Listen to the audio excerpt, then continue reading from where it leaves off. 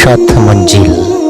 ওনার পক্ষে থাকলে আপনার সকল বিপদ হবে আল্লাহর পরীক্ষা, আর বিপক্ষে থাকলে সকল বিপদ হয়ে যাবে আযাব। এই ফতোয়া হিন্দিয়ার আলোচনায় যাওয়ার আগে শাইখুল হিন্দ রাহমাতুল্লাহ আলাইহির ব্যাপারে কি আমি আদৌ মিথ্যাচার করেছি এই বিষয়টা আরো স্পষ্ট হওয়া দরকার। ঠিক একইভাবে আমিও দেখাবো মাকতুবাতু শাইখুল ইসলাম, এটা আমাদের হোসাইন আহমদ মাদানী রাহমাতুল্লাহ আলাইহি প্রথম খণ্ডে 266 নম্বর পৃষ্ঠায় হযরতে মুসার ঘটনায় যেখানে সৈয়দ আবদুল্লাহ মওদুদী বহুত সি গুনাহ শব্দ ব্যবহার করেছেন, একই জায়গায় হোসেন আহমদ রাহমাতুল্লাহ আলাইহি ব্যবহার করেছেন কিস কদর বড়া গুনাহ হয়। শব্দ কোনটা আপনার কাছে বেশি ওয়েটফুল মনে হয়? আর যদি সৈয়দ আবদুল্লাহ মওদুদী ইমাম তাফতাজানির মতো, ইমাম বাকিল্লানির মতো কথা বলতেন, ইমাম বাকিল্লানি স্পষ্ট বলেছেন অনিচ্ছাকৃত নবীদের দ্বারা কবিরা গুনাহ সম্ভব, এইটা যদি সৈয়দ আবদুল্লাহ মওদুদী বলতেন তাহলে আমাদের এই পবিত্র মানুষগুলো কি করতেন? তাহলে আমাদেরকে শুধু মওদুদী বিদ্বেষী বানানোর জন্য আসল একাডেমিক আকীদা থেকেও দূরে রেখেছে, এমন একটা ধারণা দিছে যে নবীরা ইচ্ছায় অনিচ্ছায় সগীরাও করতে পারে না, এরকম একটা ধারণা।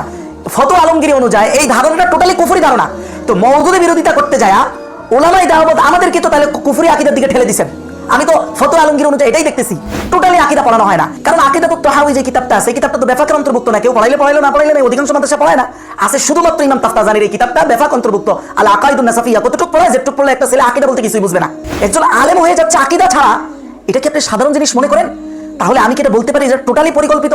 যে আকীদা যদি একাডেমিকলি পড়ানো হয় ছাত্র জামানায় দাওরার আগে, তাহলে অধিকাংশ ছেলেরা আমাদের এই প্রপাগান্ডাগুলো বুঝে যাবে।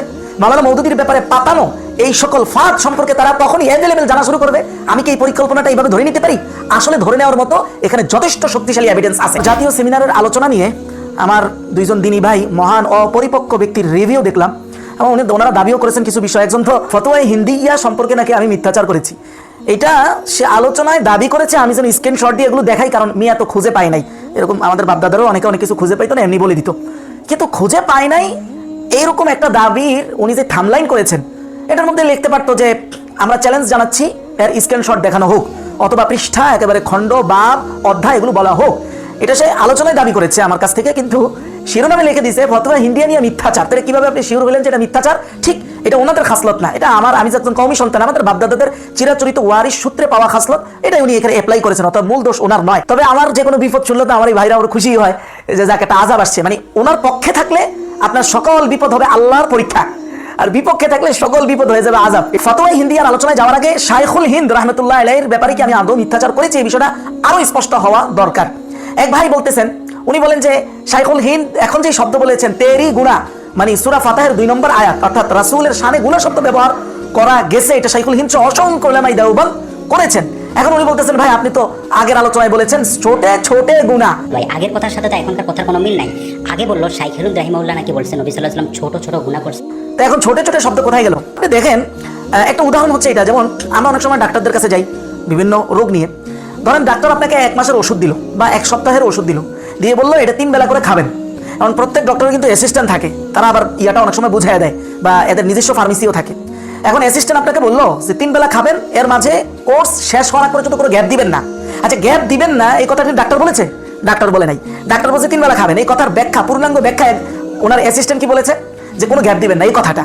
এখন আপনি যদি আইসা বলেন যে আমাকে ডাক্তার বলেছে পুরো 1 সপ্তাহ 3 বেলা করে খাইতে হবে, কোনো গ্যাপ যাওয়া যাবে না, তো আপনি যে ডাক্তারের নামে বলে দিলেন গ্যাপ না যাওয়ার কথা তো ডাক্তার বলে নাই, তাহলে এটা ডাক্তারের নামে কি মিথ্যাচার হবে? আসলে মিথ্যাচার হবে না, কারণ ডাক্তারের মূল বক্তব্যের যে পূর্ণাঙ্গ মর্মার্থ ওটাই তার অ্যাসিস্ট্যান্ট বলেছে। ডাক্তার এই শব্দটা উচ্চারণ না করলেও ডাক্তারের মূল বক্তব্যের মর্মের মাঝে এই শব্দগুলো আছে। ঠিক শাইখুল হিন্দের মূল কথাটা কি, যেটা উনি সূরা নাসরের 4 নম্বর আয়াতে বলেছেন গুনাহ বখশাওয়া, গুনাহ ক্ষমা করিয়ে নিন। এখন এই মূল কথার তাফসীর কেউ করেছেন, যেমন তাফসীর উসমানী শিব্বির আহমদ উসমানী উনি করেছেন এখানে উম্মতের গুনাহ উদ্দেশ্য। তো অপরদিকে দেখেন সূরা ফাতিহার 2 নম্বর আয়াতে এমন ভাবে আমাদের শাইখুল হিন্দ বলেছেন তেরি গুনাহ, মানে হে রাসূল, মানে ওনার ভাষায় আপনার গুনাহ। এখন আমাদের মূল বিষয়টা হলো যে সৈয়দ আবদুল্লাহ মওদুদী রাহিমাহুল্লাহ নবীদের শানে যেই সকল শব্দ ব্যবহার করেছেন এইরকম সেম বা তার চাইতেও শক্তিশালী শব্দকে আমাদের উলামায়ে দেওবন্দ ব্যবহার করে নেই, এমনকি শাইখুল হিন্দ গুনাহ শব্দ ব্যবহার করেছেন। তাহলে মূল কথাটা গুনাহ শব্দটা ব্যবহার শাইখুল হিন্দ করেছেন কিনা? 100% করেছেন। এখন ওনার প্রশ্ন হলো ভাই আপনি তো আগে বলেছেন ছোটে ছোটে গুনাহ, তো নবীরা কি বড় গুনাহ করে? সমস্ত আহলে সুন্নাহ ওয়াল জামাতের ঐক্যমত কি, সর্বশেষ মতবাদটা কি? যে নবীদেরও অনিচ্ছাকৃত ছোট গুনাহ হতে পারে, এটাই তো সর্বোচ্চ মত, এর বাইরে আর কোনো সহিহ মত নাই। তাহলে শাইখুল হিন্দ যেখানে শুধু গুনাহ বলেছেন, এখন এই শুধু গুনাহ দ্বারা যিনি তাফসীর করেছেন, যার তালিকটা মানে যার তাফসীরটা আমি মূলত উল্লেখ করেছি, উনি এই শাইখুল হিন্দের এই মূল বক্তব্যের উপরেই তালিক করেছিলেন।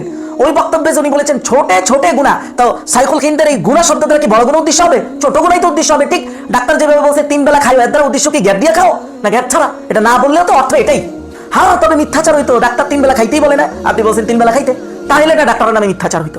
শাইখুল হিন্দ গুনাহ শব্দ বলেই নাই, আর আমরা বলছি গুনাহ শব্দ বলেছে, যদি এরকম হইতো তাহলে সেটা মিথ্যাচার হইতো। আমাদের দেখানোর উদ্দেশ্য হলো তাফসিরে সাধারণত সাইয়েদ আবুল আলা মওদুদী রাহিমাহুল্লাহ গুনাহ শব্দ ব্যবহার করতে চান নাই, তার চাইতে আরো অনেক নিচের শব্দ, ভুল, চুক বা কোতাহি, এই সকল শব্দ অ্যাভেলেবেল ওলামায়ে যেমন ব্যবহার করেছে তাদের তাফসিরে। অলরেডি আমি দেখাই ফেলেছি এগুলো আগে পর্বগুলোতে, এবং সামনে আমরা তাফসিরের মুওয়াজানাত এবং এই দুই ধরনের সাইয়েদ আবুল আলা মওদুদী রাহিমাহুল্লাহ তাফসির এবং ওলামায়ে দেওবন্দের অন্যান্য যে তাফসিরগুলো গ্রহণযোগ্য, এগুলোর মাঝে তুলনামূলক অবস্থান আমরা সামনে দেখাবো। তবে একজন দেখাইছে রাসাইল মাসাইলে সাইয়েদ আবুল আলা মওদুদী হযরত মূসার ঘটনায় গুনার শব্দটা এনেছেন যে বহুত সি গুনাহ। তো ঠিক একইভাবে আমিও দেখাবো মাকতুবাতু শাইখুল ইসলাম, এটা আমাদের হোসাইন আহমদ মাদানী রাহমাতুল্লাহ আলাইহি প্রথম খণ্ডে 266 নম্বর পৃষ্ঠায় হযরতে মূসার ঘটনায় যেখানে সাইয়েদ আবুল আলা মওদুদী বহুত সি গুনাহ শব্দ ব্যবহার করেছেন, একই জায়গায় হোসেন আহমদ রাহমাতুল্লাহ আলাইহি ব্যবহার করেছেন কিস কদর বড়া গুনাহ হয়। শব্দ কোনটা আপনার কাছে বেশি ওয়েটফুল মনে হয়? হোসেন আহমদ মাদানী রাহমাতুল্লাহ আলাইহি। এবার বলেন বহুত সি গুনাহর অর্থ কি? বহুত সি গুনাহর অর্থ হলো ঘটনাগুলো একাধিক, মানে এই ঘটনাগুলো একাধিক। আমরা বলি না ভাই আমরা বহুত গুনাহ করেছি, বহুত গুনাহ মানে কি বড় গুনাহ না একাধিক গুনাহ?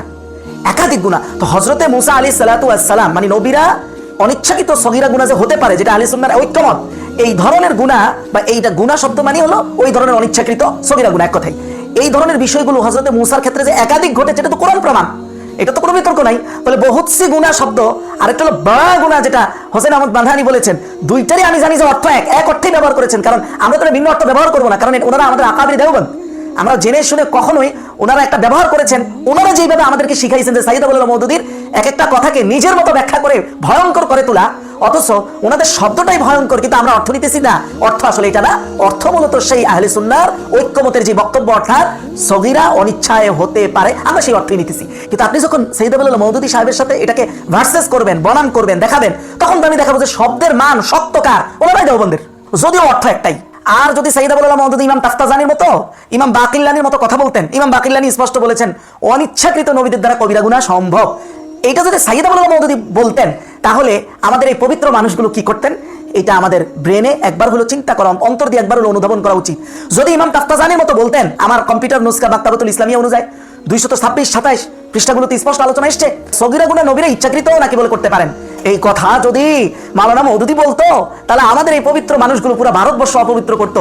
যা করছে পুরো ফাও, একেবারে বানানো, ভিত্তিহীন তাদের এই প্রপাগান্ডার উপরে। আর যদি এরকম ভ্যালিড কোনো কিছু থাকতো যেটা ইমাম তাফতাজানির আছে, তাহলে কি হইতো? এটা অকল্পনীয়। অথচ ইমাম তাফতাজানি হয়ে গেলেন আমাদের আকীদার ইমাম। শুধু তাই না, তার কিতাবে একমাত্র কওমি মাদ্রাসায় আমরা পড়ি, তাও অতটুকু পড়ি যতটুকু পড়লে পরে মাওলানা মওদুদী মুক্তি পাওয়া যায়, অতটুকু কিন্তু আর পড়ানো হয় না। অনেকে আমাকে বলছে ব্যক্তিগতভাবে, ভাই কওমি মাদ্রাসায় আমরা তো সব কিতাব শেষ করতে পারি না, এটা আপনিও জানেন। জি, আমি বলছি আমি জানি, কিন্তু আমি এটাও জানি যে এখানে অনেক অযাচিত অপ্রয়োজনীয় কিতাব পড়ানো হয়, যেটা কওমির অ্যাভেলেবেল ছাত্রের মন্তব্য এবং কওমির অধিকাংশ উলামায়ে কেরামের মন্তব্য, বিশেষভাবে আবু তাহের মেসবাহ হাফিজাহুল্লাহর মন্তব্য। এমনকি মান্তেক এমন একটা কিতাব, এটা হলো স্কুলের বীজগণিত যেভাবে বাচ্চারা পড়ে, জীবনেও বলতে পারে না এই বীজগণিতটা লাগে কোথায়, ঠিক মান্তেকের ক্ষেত্রেও কওমি ছাত্রদের অবস্থা হলো এই যে মান্তেকের ইসতিলাহ বা পরিভাষাগুলো পড়ছি, এটা অ্যাপ্লাই করলাম কোথায়, এটা অধিকাংশই বলতে পারবে না। সেই মান্তেকের কিতাব একই পরিভাষাগুলো, একই পড়াগুলো রিপিটলি 2-3 বার পড়ায়, কিন্তু মাগার আকীদা, একজন মুমিনের ঈমান হচ্ছে মূল ফাউন্ডেশন, আরেকজন আলেমের মূল ফাউন্ডেশন হলো আকীদা। সে আকীদা ছাড়া একজন আলেম হয়ে যায় শত শত লক্ষ লক্ষ, টোটালি আকীদা পড়ানো হয় না। কারণ আকীদাতুত তাহাউয়ী যে কিতাবটা আছে, এই কিতাবটা তো বেফাকের অন্তর্ভুক্ত না, কেউ পড়াইলে পড়াইলো, না পড়াইলে না, অধিকাংশ মাদ্রাসা পড়ায় না। আছে শুধুমাত্র ইমাম তাফতাজানির এই কিতাবটা বেফাক অন্তর্ভুক্ত, আল আকাইদুন নাসাফিয়া। কতটুকু পড়ায়? যেটুকু পড়লে একটা ছেলে আকীদা বলতে কিছুই বুঝবে না, ঠিক অতটুকু পড়ায় 3 প্রশ্ন দিয়ে দেয়, বাকিটুকু ক্লাস হয় না, বলে যে আমরা সময় পাই না। কিন্তু মান্তিক 3 বার পড়াইতে সময় পায়। তাহলে একাডেমিকলি কোনো আকীদার দীক্ষা নেওয়া ছাড়া লক্ষ লক্ষ আলেম কওমি থেকে আমরা হচ্ছি। এরপরে বলে যে আমরা তো ভাই পার্সোনালি আকীদার উপরে কেউ কেউ তাখাসসুস করে, কেউ কেউ তাখাসসুস করে, এটা তো এখানে অন্তর্ভুক্ত নয়। একজন আলেম হয়ে যাচ্ছে আকীদা ছাড়া, এটা কি আপনি সাধারণ জিনিস মনে করেন? তাহলে আমি কি এটা বলতে পারি যে টোটালি পরিকল্পিত? যে আকীদা যদি একাডেমিকলি পড়ানো হয় ছাত্র জামানায় দাওরার আগে, তাহলে অধিকাংশ ছেলেরা আমাদের এই প্রপাগান্ডাগুলো বুঝে যাবে। মাওলানা মওদুদীর ব্যাপারে পাতানো এই সকল ফাঁদ সম্পর্কে তারা তখনই অ্যাভেলেবেল জানা শুরু করবে। আমি কি এই পরিকল্পনাটা এইভাবে ধরে নিতে পারি? আসলে ধরে নেওয়ার মতো এখানে যথেষ্ট শক্তিশালী এভিডেন্স আছে। অপারেশন ফতোয়া আলমগীরের বিষয়, ফতোয়া আল হিন্দিয়া, এই ফতোয়ার ব্যাপারে একজনে চ্যালেঞ্জ করেছে যে ফিশটা স্ক্রিনশট দেখাইতাম, মিয়া খুঁজে পায় নাই। মিয়া খুঁজে তো পাই নাই ঠিক, কিন্তু মিথ্যাচার ওইটা কিন্তু বলে দিতে পারছে। এটা হলো ওই যে বাপদাদাদের থেকে অন্ধ কনফিডেন্স পাওয়া মানুষ, তো এই জন্য এটা হয়েছে। আসেন স্ক্রিনশটই ওনাকে দেখাই। দেখেন নুসখা ভেদে, বিভিন্ন ছাপা ভেদে পৃষ্ঠা কিন্তু ভিন্ন হয়, এটা সেও জানে। কিন্তু উনি খুঁজে পায় না, এটা দায়ও আমার, মানে উনি খুঁজে পায় না, এই জন্য এটা আমার মিথ্যাচার হয়ে গেছে। আপনি চিন্তা করতে পারেন এই মানুষগুলো, আমাদের এই পূর্বপুরুষগুলো সাইদ আবুল মওদুদির ব্যাপারে কি পরিমাণ জুলুম করতে পারে। উনি পৃষ্ঠাটা খুঁজে পায় না, এই জন্য এটা আমার মিথ্যাচার। কিতাবুস সিয়ার একেবারে 6 নম্বর খন্ড, আমার নিজের কাছেও ফতোয়া আলমগীরে আছে, 6 নম্বর খন্ড, বাবু ফি আহকাম আল মুরতাদ্দিন, এর আওতাধীন আমি যে নুসখা থেকে বলতেছি, এই নুসখা ওনার কাছে আছে কিনা জানি না, আমারটা টোটালি কম্পিউটার নুসখা। এই নুসখার 285 নম্বর পৃষ্ঠা, আমি ওটাতেও বলেছি, হয়তো খন্ডটা বলি নাই, ঠিক আছে, আপনি পান নাই, কিন্তু তাই বলে তো আপনি মিথ্যাচার কিভাবে বললেন কনফিডেন্সলি, কারণ এটাই বাপদাদাদের ওয়ার্স, ঠিক আছে, এই সবারটাই দেখেন। এখানে স্পষ্ট লিখতেছে, কি লিখতেছে দেখেন, আগের কথা সহ বলা হচ্ছে যে আন্নাল আম্বিয়া আলাইহিস সালাতু ওয়াস সালাম আসাও ফাকাফিরুন লিআন্নাহু শাতাম, কেউ যদি বলে আম্বিয়া আলাইহিস সালাতু ওয়াস সালাম পাপ করেছে, মানে পাপিষ্ট, নাউযুবিল্লাহি মিন যালিক, তাহলে সে কাফের হয়ে যাবে, কারণ সে গালিদাতা হিসাবে পরিগণিত হবে।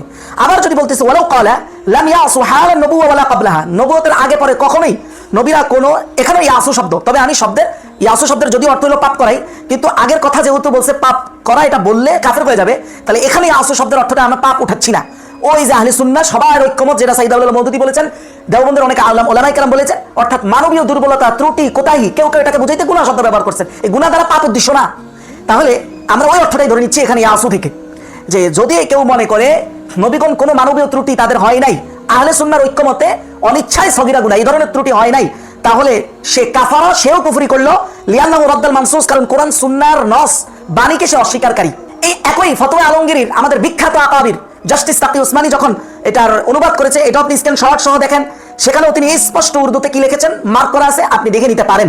এমনকি আবু তাহের মেজবাহ হাফিজাহুল্লাহ, উনি এই ফতোয়া আলমগীরির সম্ভবত অনুবাদটা উনি করেছিলেন, উনি বলতেছেন কেউ যদি বলে নবীগণ নবুয়তি প্রাপ্তির পর গুনাহ করেননি, তো বটেই, এমন ভাবে নবুয়তি প্রাপ্তির আগেও কোনো গুনাহ করেননি, তাহলে সে কুফরি কালাম হিসাবে গণ্য হবে। এটি কোরআনের নস, মানে কোরআন হাদিস পরিপন্থী কথা। আমি গত পর্বে দেখাইছি, অসংখ্য আপনার দেওবন্দি তাফসিরের মধ্যে আছে যে রাসূলের জিম্মাদারি, অর্থাৎ নবুয়তির জিম্মাদারির ভিতরেই আহলে সুন্নাহর ঐক্যমত, এবং অসংখ্য উলামায়ে দেওবন্দের তাফসির এটা বলে যে নবুয়তি প্রাপ্তির পরেও বিভিন্ন সগীরা গুনাহ অনিচ্ছায় হতে পারে।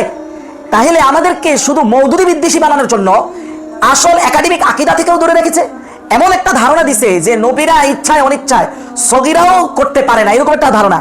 ফতোয়া আলমগীরি অনুযায়ী এই ধারণাটা টোটালি কুফরি ধারণা। তো মওদুদি বিরোধিতা করতে যায় উলামায়ে দাওয়াত আমাদেরকে তো তাহলে কুফরি আকীদার দিকে ঠেলে দিয়েছেন। আমি তো ফতোয়া আলমগীরি অনুযায়ী এটাই দেখতেছি। আর আরেকজন সেই উলামায়ে দাওয়াতের অপরিপক্ক সন্তান বলবো, আমি নিজে কোনো পরিপক্ক দাবি করতেছি বিষয়টা তা না, অপরিপক্কতা দেখেন, সে নিজে ফতোয়া আলমগীরি থেকে খুঁজে পায় না, দেখে এটা আমার মিথ্যাচার হয়ে গেছে। মাশাআল্লাহ, বাপদাদাদের চরিত্র যেটা 100 বছর 70-80 বছর মাওলানা মওদুদির উপরে করা হয়েছে, সেই কাফারা আমরা উত্তোলন করব ইনশাআল্লাহ। ভিডিওটি ভালো লাগলে লাইক ও সাবস্ক্রাইব করে পাশে থাকবেন। ধন্যবাদ।